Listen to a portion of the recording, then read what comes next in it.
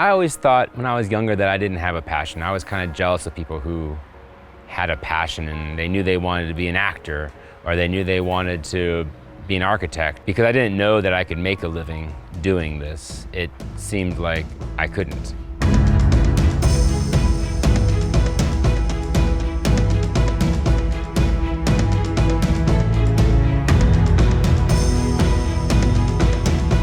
I've been doing this for a number of years now, but it takes a little while to get into it, for sure. Before I was in adventure journalism, a lot of my jobs were adventurous in and of themselves. I was a caretaker for a cabin up in the White Mountains in New Hampshire.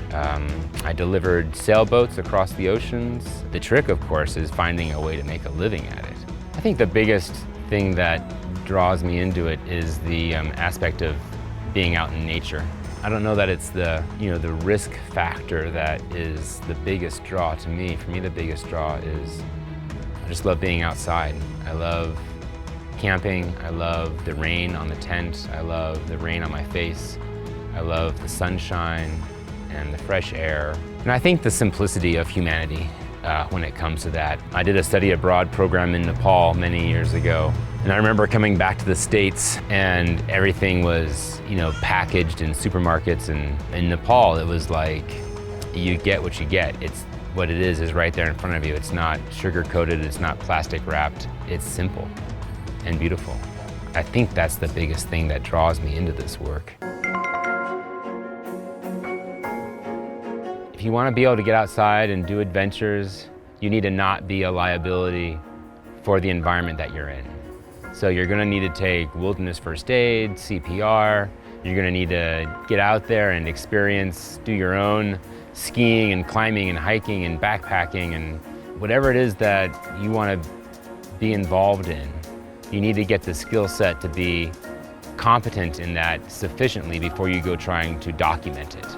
So if your passion is to be an adventure correspondent, then go adventuring on your own, gain the skill set, and then you'll be in a place to adventure for others.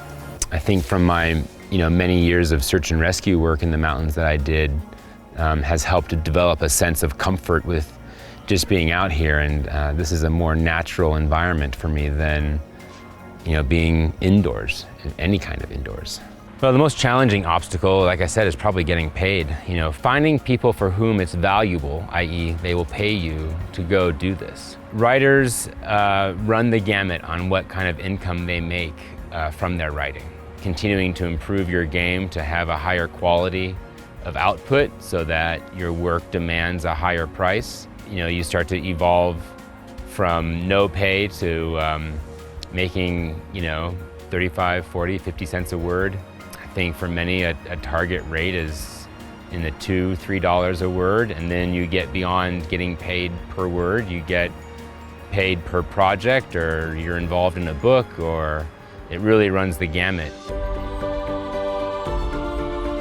I'm living my dream, and I can only hope that it inspires others to do the same, as I am inspired by those who are living their dream also. So I think my biggest inspiration is to help people find the drive to live their dreams, and I think that makes for happy people, which makes for a great place to live and a great society to be in.